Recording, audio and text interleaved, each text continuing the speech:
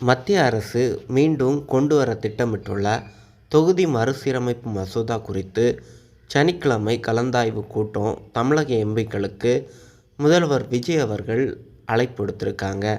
தமிழக அரசு வியாழக்கிழமை வெளியிட்டுள்ள செய்திக்குறிப்பில் என்ன தெரிவிச்சிருக்காங்கன்னா, தொகுதிகளை மறுசீரமைப்பு செய்ய உத்தேசித்து அதற்கான நடவடிக்கைகளை மத்திய அரசு மேற்கொண்டு வருது அப்படின்னும், தமிழ்நாட்டுக்கு ஏற்படும் தாக்கங்கள் குறித்தும் தமிழ்நாட்டை சேர்ந்த நாடாளுமன்ற உறுப்பினர்களின் கலந்தாலோசனை கூட்டம் நடைபெற இருக்கு.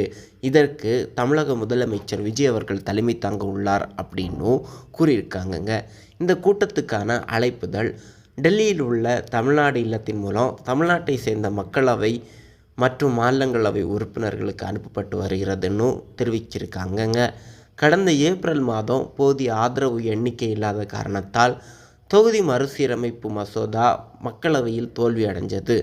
இந்நிலையில் தற்போது நடைபெற்று வரும் நாடாளுமன்ற மழைக்கால கூட்டத்தொடரில் அந்த மசோதாவை கொண்டு வந்து நிறைவேற்ற மத்திய அரசு திட்டமிட்டிருக்கு அப்படின்னும் கூட்டணி கட்சிகளுடன் பூர்வாங்க பேச்சுவார்த்தை நடத்தியுள்ளதும் தெரிய வந்திருக்கு.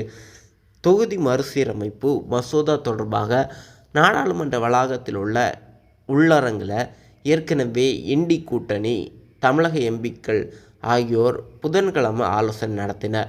அப்போது மசோதா தொடர்பான நகல் எம்பிக்களுக்கு வழங்கப்பட்டதும் அது குறித்து ஆராய்வதெனவும் தீர்மானிக்கப்பட்டதுங்க.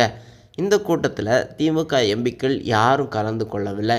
மசோதாவின் நகல் கிடைக்காத நிலையில் அதன் மீது எவ்வாறு நிலைப்பாடு எடுப்பது என்று